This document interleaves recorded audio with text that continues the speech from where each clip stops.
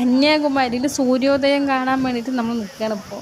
അപ്പോഴാണെങ്കിൽ ഉണ്ടല്ലോ അവരെന്തൊക്കെയോ പ്രാർത്ഥിക്കുന്നുണ്ട്. എന്ത് ഭാഷയാണെന്നും മനസ്സിലാവുന്നില്ല. എന്തായാലും പ്രാർത്ഥിക്കുകയല്ലേ, കേട്ടോട് നിൽക്കാമെന്ന് പറഞ്ഞിട്ട് ഞങ്ങൾ അവിടെ നിന്നു. പക്ഷെ ക്ഷമയുടെ നെല്ലിപ്പലക താണ്ടിയിട്ടാണ് സൂര്യൻ മേലേക്ക് വന്നത്. ഞങ്ങൾ പോയ അന്നത്തെ ദിവസം 6:37 സൂര്യോദയം. ഞങ്ങളൊരു 6 മണിയാകുമ്പോഴേക്കും അവിടെ എത്തി. ആ വ്യൂ ആണിത്. കാണാൻ നല്ല ഭംഗിയായിരുന്നു. കുറേ നേരം അവിടെ നിന്നു. ഞങ്ങൾ സൂര്യോദയമൊക്കെ കണ്ടിട്ടാണ് ഞങ്ങൾ അവിടെ നിന്ന് പോയത്. പക്ഷെ അത് സൂര്യനിങ്ങനെ മേലോട്ട് വരുന്നത് വരെ നമ്മൾ കാത്തിരിക്കുന്ന സമയമുണ്ടല്ലോ, ഭയങ്കര പാടായിരുന്നു അത്. പ്രത്യേകിച്ച് കുടുവിനെയും കൊണ്ട് നിൽക്കുന്നത് ഒരുപാട് കഷ്ടമായിരുന്നു.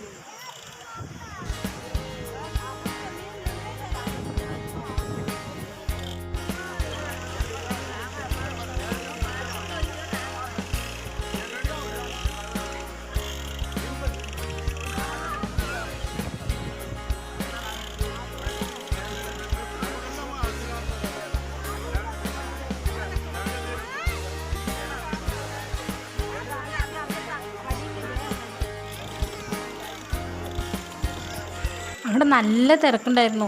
കുറേ പേരിങ്ങനെ നമ്മൾ വിചാരിച്ചു ദൈവമേ ഇനി സൂര്യോദയം കാണാൻ പറ്റില്ലയോ എന്ന്. കാരണം അത്രയും തിരക്കായിരുന്നു. എന്നെക്കാളും കുറേ ഹൈറ്റ് കൂടിയവരൊക്കെ ആയിരുന്നു ഫ്രണ്ടിൽ നിന്ന്. പിന്നെ കുറേ നേരം നിന്ന് കഴിയുമ്പോൾ എല്ലാവർക്കും ക്ഷമ നശിക്കുമല്ലോ. അതുകൊണ്ടാണ് തോന്നുന്നത് കുറച്ച് പേരൊക്കെ അങ്ങോട്ടും ഇങ്ങോട്ടൊക്കെ പോയി. സൂര്യൻ വരുമ്പോൾ വരാമെന്ന് പറഞ്ഞിട്ട് പോയതാണെന്ന് തോന്നുന്നു. അപ്പോൾ അതുകൊണ്ട് ഞങ്ങൾ അങ്ങനെ കുറച്ച് ഏകദേശം ഒരു ഫ്രണ്ടിലെത്തിയത് കൊണ്ട് നന്നായിട്ട് കാണാൻ പറ്റി. നമ്മൾ വിചാരിക്കും നമ്മൾ മാത്രമാണ് മലയാളിയെന്ന്. പക്ഷെ അവിടെ കച്ചവടം ചെയ്യാൻ വന്ന മുക്കാഭാഗം ആളുകൾ മലയാളത്തിലാണ് സംസാരിച്ചത്.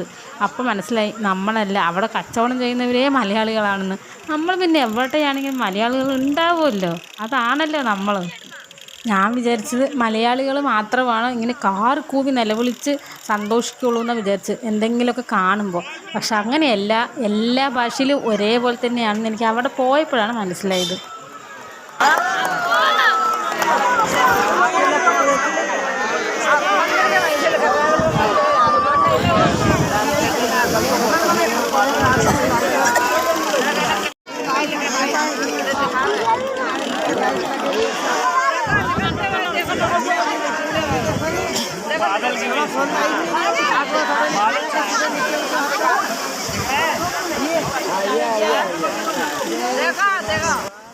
എനിക്ക് ഒരുപാട് ഇഷ്ടമായി ഈ ഒരു ഭാഗം മാത്രം. കാരണം ആ കറക്റ്റ് സൂര്യൻ ഉദിച്ച് വരുന്ന സമയത്ത് ആ തോണി അങ്ങോട്ട് പാസ് ചെയ്തത് നല്ല ഭംഗിയുണ്ടായിരുന്നു നേരിട്ട് കാണാൻ.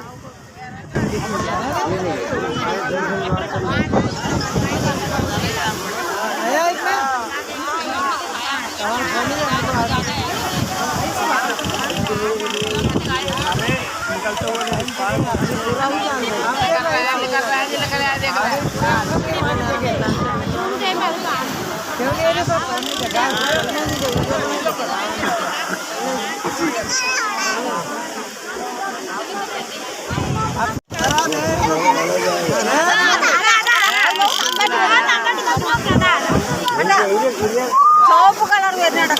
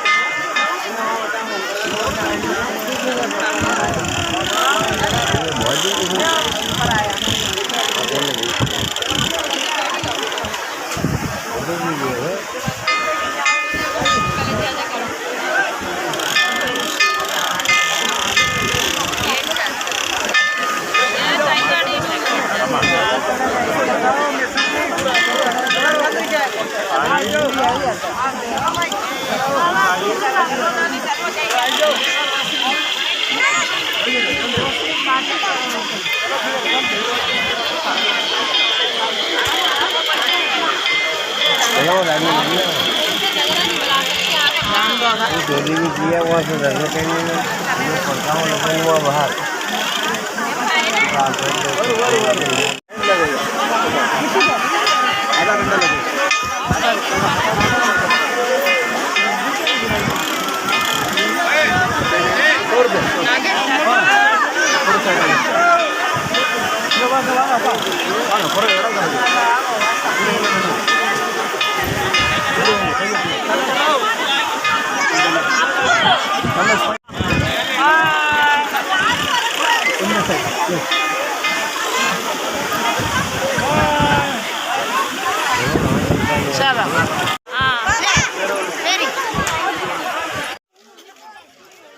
കുറേ വോയിസ് ഇട്ട് കുളമാക്കണില്ല.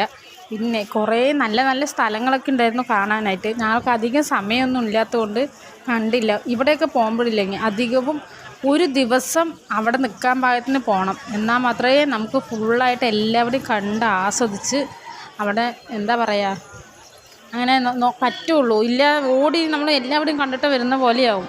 അത് ഞങ്ങൾ രാവിലെ ഒരു സൂര്യോദയം കണ്ടു കഴിഞ്ഞിട്ട് പിന്നെ ഞങ്ങൾ അവിടെ പോയി ക്യൂ നിന്ന് പിന്നെ ആ ബോട്ടിൽ പോയി എല്ലാം കഴിയുമ്പോഴേക്കും സമയമായി.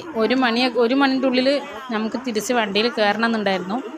അപ്പോൾ എല്ലാം കൂടെ സമയം ഞങ്ങൾക്ക് എവിടെയും തികയാത്ത പോലെ തോന്നി. വിലക്കുറവായി കുറേ സാധനങ്ങളൊക്കെ നമുക്ക് അവിടെ എല്ലാ സാധനവും വിലക്കുറവായിരുന്നു. വാങ്ങാനൊന്നും പക്ഷെ പറ്റിയില്ല. അപ്പോൾ അങ്ങനെ പോകുന്നവരുണ്ടെങ്കിൽ ഒരു ദിവസം അവിടെ നിൽക്കുന്ന പോലെ പോവുക. എന്നാൽ മാത്രമേ എല്ലാവരുടെയും കണ്ടിട്ട് വരാൻ പറ്റുള്ളൂ. ഇനി അങ്ങോട്ട് വോയിസ് ഒന്നും ഇടുന്നില്ല. കാരണം അതൊക്കെ അങ്ങനെ കറക്റ്റായിട്ട് അങ്ങനെ കാണുമ്പോഴാണ് അതിൻ്റെ ഭംഗി. വെറുതെ വോയിസ് ഇട്ട് കുളമാക്കുന്നില്ല.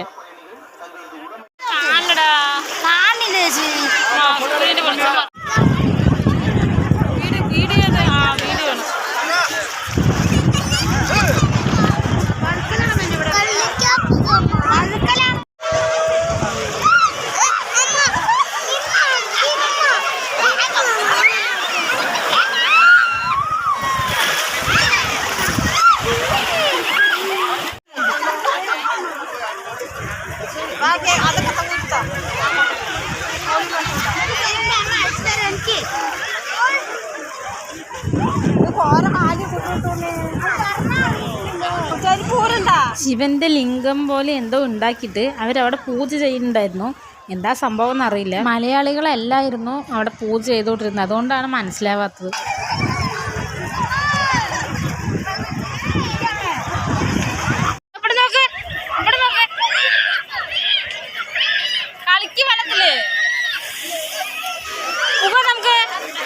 വെറുതെ നിൽക്കാനാണ്.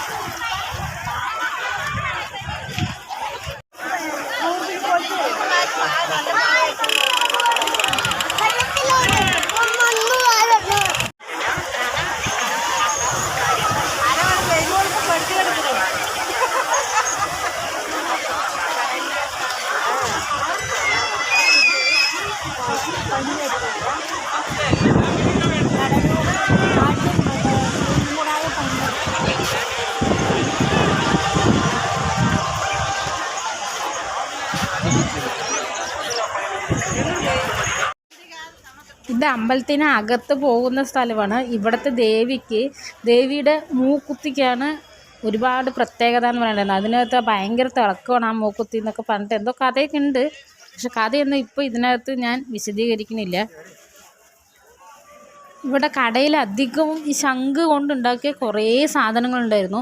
പക്ഷെ ഒന്നും വാങ്ങാൻ പറ്റിയില്ല. കാരണം ഞങ്ങൾ ആ ബോട്ടിൽ കയറി തിരിച്ച് വരുമ്പോഴേക്കും സമയമായി വരാനായിട്ട്. അതുകൊണ്ട് ഞങ്ങൾക്കൊന്നും വാങ്ങാൻ പറ്റിയില്ല. ഭയങ്കര സങ്കടമുണ്ടത്. പോകുമ്പോഴേ അവർ പറഞ്ഞു 2 മണിക്കൂർ 3 മണിക്കൂർ ക്യൂ നിന്ന് ബോട്ടിൽ പോകേണ്ടി വരും. അപ്പോൾ ബോട്ടിൽ പോകാൻ നിൽക്കണ്ടെന്ന്. പക്ഷെ ഇത്രയും ദൂരം പോയിട്ട് ബോട്ടിൽ പോകാതിരുന്നിട്ട് നമ്മൾ അതിനകത്ത് പക്ഷേ അകത്ത് പോയിട്ടും ഞങ്ങൾക്ക് അകത്ത് ആ കണ്ണാടി പാലമൊക്കെ പുതിയതായിട്ട് വന്നതാണെന്ന് പറയണ്ടായിരുന്നു. പക്ഷെ അതൊന്നും കാണാൻ മാത്രമേ പറ്റുള്ളൂ. അതിൽ കയറാനൊന്നും പറ്റിയില്ല. ദൂരം നിന്ന് കണ്ടേ ഉള്ളൂ. പക്ഷെ എന്നാലും കുഴപ്പമില്ല. ഞങ്ങൾ അതിനകത്ത് ആ ബോട്ടിലൊക്കെ പോയപ്പോൾ ആ കടലിലൂടെയൊക്കെ പോകുമ്പോൾ സമയത്ത് ഞങ്ങൾ നന്നായി എൻജോയ് ചെയ്തു. കാരണം ലൈഫിൽ ഇതുപോലെയുള്ള മുഹൂർത്തങ്ങളൊക്കെ ചിലപ്പോഴേ ഉണ്ടാവുള്ളൂ. ഇനിയിപ്പോൾ അടുത്ത വർഷം പോകുമെന്നൊന്നും അറിയില്ല. ചിലപ്പോൾ സ്ഥലം വേറെ എവിടെയെങ്കിലും ആയിരിക്കും ഇവർ പോണത്.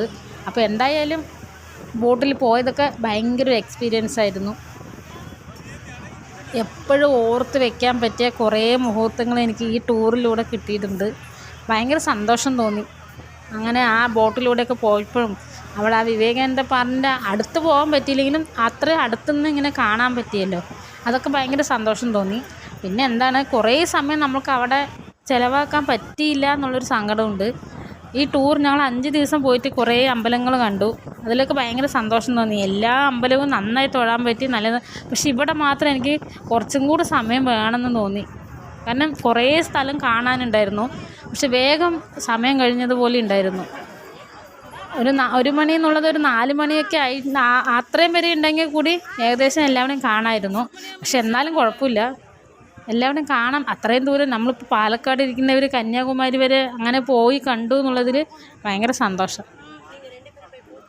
ഇവിടുത്തെ കടലിലെ വെള്ളത്തിൻ്റെ കളറ് കണ്ടു, നല്ല നീല കളറായിരുന്നു. എന്തോ ഒരു പ്രത്യേകതയാണ് ആ വെള്ളത്തിന്. ആ വെള്ളം തന്നെ അത് ദൂരം നിന്ന് കണ്ടു കഴിഞ്ഞപ്പോൾ എന്തായാലും അതിനകത്ത് ആ ബോട്ടിലൂടെ പോകണം, അവിടെ പോയിട്ട് അടുത്തുനിന്ന് കാണണം, അങ്ങനെ ഒരു തോന്നലുണ്ടായിരുന്നു. ആ വെള്ളമൊക്കെ കണ്ടിട്ടാണ്. എന്ത് ഭംഗിയാണ് വെള്ളം കാണാൻ.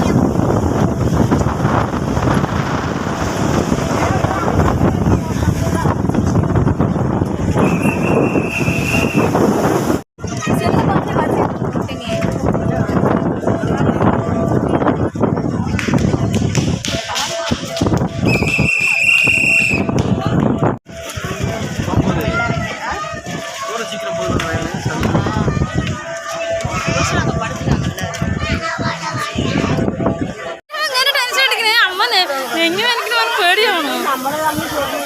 അവരൊന്നും ഒന്നും പറയില്ല.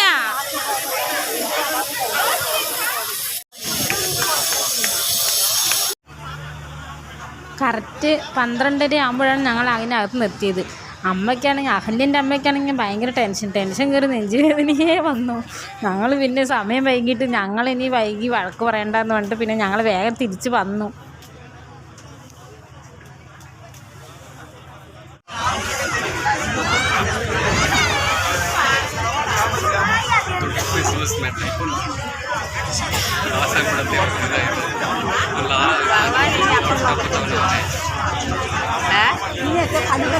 അവിടെ തന്നെ കൊണ്ട് നിർത്തും, ചുറ്റി പോകുള്ളൂ.